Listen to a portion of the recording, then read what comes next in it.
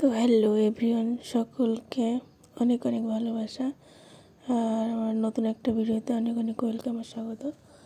তো এখন হচ্ছে ভোর 5টা বাজে। তো আমি পুরো রেডি হয়ে নিয়েছি। তো অনেক দিন ধরে এই দিনটারই অপেক্ষা থাকে। তোমরা সকলেই জানো, যাদের হাজব্যান্ড বাইরে থাকে তো যেদিন আসে সেদিনের জন্য অনেক অপেক্ষা করে থাকা হয়। কারণ এই দুটো বাচ্চা নিয়ে একা একা থাকা, সংসার সামলানো, সব কিছু করতে খুবই কষ্টকর হয়ে যায়।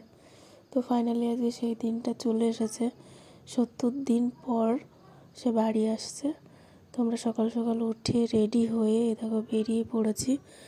তো এখন হচ্ছে সকাল 5টা বাজে, যার জন্যে চারিদিকে প্রচণ্ড পরিমাণে কুয়াশা। এতটাই কুয়াশা পড়েছে যে কিচ্ছু দেখা যাচ্ছে না। তো বেরিয়ে গেছি আমরা 3 জনে, আমি, আমার 2 মেয়ে আর একটা দেওর। তো এত সকালে বেরিয়েছি যে চারিদিকে কিছুই দেখা যাচ্ছে না, শুধু অন্ধকার আর কুয়াশা। তো গাড়ির মধ্যে এই যে দুজনে একটু আদর করছে। এখানে দেখো আমার কাছে দিতেই চাইছে না, বলছে যে আমার কাছে দাও বুনুকে, আমি নিয়ে যাব। আর এখন এই যে কথা বলতে বলতে হয়তো চাকদাতে পৌঁছে গেছি। এই একটু একটু সকাল হচ্ছে আর চারিদিকটা প্রচণ্ড কুয়াশা। সারাটা রাস্তা ফাঁকা, কোনো জ্যাম নেই। আর বেশ ভালোও লাগছিল, হালকা হালকা গান চলছিল আর আমরা যাচ্ছিলাম।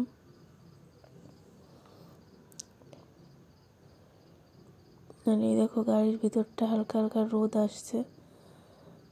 আর ওরা দুজনে মিলে, একজন ঘুমাচ্ছে আর ও কোলে করে নিয়েছে। আমি এতবার বলছি, আমার কাছে দিতেই চাইছে না।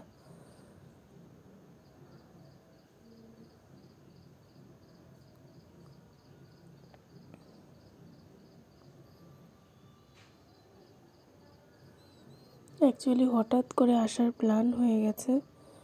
তো ওই জন্যেই আমি ছিলাম বাপের বাড়িতে। হঠাৎ ফোন করে বললো যে গাড়ি সব ঠিক হয়ে গেছে, চলে আসো। তো বাড়ি এসে তারপরে আসলাম। আর এখন এই যে চা খেয়ে নিচ্ছি। এটা হচ্ছে ওই ব্যারাকপুরের কাছাকাছি কোনো একটা ভিতরের শর্ট রাস্তা। তো এখান থেকে হচ্ছে ওর মেয়ে ওই চিপস, তারপরে বিস্কিট, এসব বিভিন্ন কিছু কিনেছে। এই দেখো, যদিও এইগুলো কিছুই খায় না, শুধু কেনে আর নষ্ট করে। একটু খায়, ভালো লাগে না, খায় না। আর এটা ছিল হচ্ছে হারা মটর, আর এটা ওই চিপস জাতীয় কিছু হবে।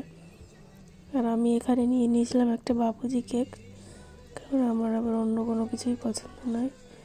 এটা খেলে, একটু জল খেলে বেশ ভালো লাগবে। আর অনেক সকালে বেরিয়েছি, তেমন কিছুই খাওয়া হয়নি। আর সকাল সকাল বেরোনোর কারণটা হচ্ছে 8:20 ফ্লাইট নামবে। তো আমরা বেরিয়েছি 5টায়, ভাবছিলাম যে হয়তো জ্যামে ট্যামে আটকে যাবো বা কোনো কিছু, কিন্তু ফ্লাইটটা ঠিক রাইট টাইম মতো চলে এসেছিলো, যার জন্যে আমাদের পৌঁছতে দেরি হয়নি, ওই টাইম মতোই পৌঁছে গেছিলাম। তো আমরা প্রায় ওই কাছাকাছি চলে এসেছি, আর কিছুক্ষণ লাগবে, তারপরে আমরা পৌঁছে যাব। তো ওই রায়নার পাশ দিয়ে আসছিলাম তখন। আর এই যে এখন এই পার্কিংয়ের দিকেই যাওয়া হচ্ছে, পার্কিংয়ে যাব, তারপরে গিয়ে একটু দাঁড়াবো, তারপরেই চলে আসবে। তো এখন ওই পার্কিংটা কোন দিকে, যে গাড়ি চালিয়ে নিয়ে যাচ্ছিলো সেই ড্রাইভার জানে না। মানে অনেকবারই এখানে ছাড়তে এসেছে, কিন্তু রিসিভ করতে কোনো দিনও আসেনি। এই কথাটাই আলোচনা হচ্ছিল যে কোথা দিয়ে রিসিভ করে। তো ওই দেওর বলেই দিচ্ছিল যে পার্কিংয়ে চলো, ওখান দিয়ে আগে গাড়ি রেখে তারপরে ভিতর থেকে গিয়ে আমরা আসবো। বেশ সুন্দর লাগছিল, অনেক সকাল ছিল তো, আর একটুও জ্যাম ছিল না যদিও, ওই কারণে বেশ ভালো লাগছিল। আর এখানে দেখো আমরা পার্কিংয়ের ভিতরে প্রায় ঢুকে গেছি।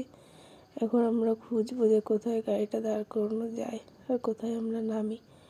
তো অলরেডি তখন 8:10 বেজে গেছে। তো আমরা এখন জায়গা খুঁজছি যে কোথায় দাঁড়ানো যায়। আর এখানে প্রচুর গাড়ি, প্রচুর লোক এসেছে।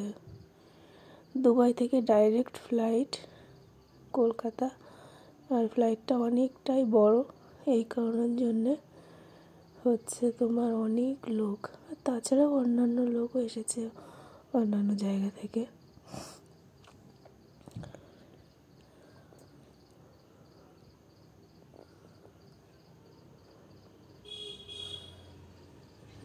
চারিদিকটা দেখছিলাম যে কত ভিড়, এর আগে এবার যখন এসেছিলাম তখন এতটা ভিড় ছিল না।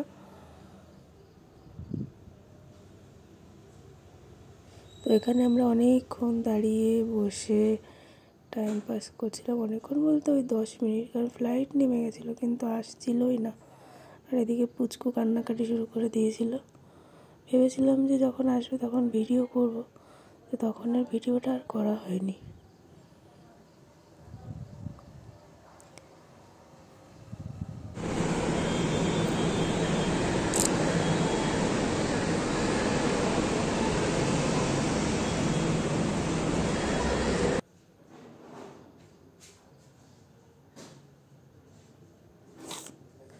এখানে দেখো এরা দুজন বসে বসে কি করছে, খেলা করছে। আর এই যে সব দাঁড়িয়ে আছে দুবাই থেকে আসবে যারা, প্রচুর ভিড় ছিল, প্রচুর ভিড়। এই যে চলে এসেছে, আসার সময় আমি আর তুলতে পারিনি কারণ ও খুব কান্নাকাটি করছিল। দেখো বাবাকে পেয়ে কত খুশি।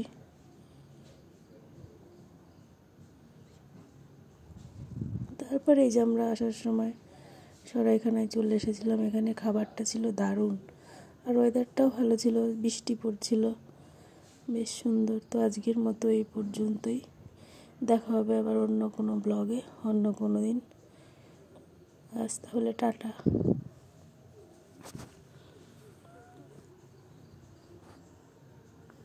আর ভালো লাগলে অবশ্যই লাইক, কমেন্ট, শেয়ার আর আমার চ্যানেলটি সাবস্ক্রাইব করে দেবে।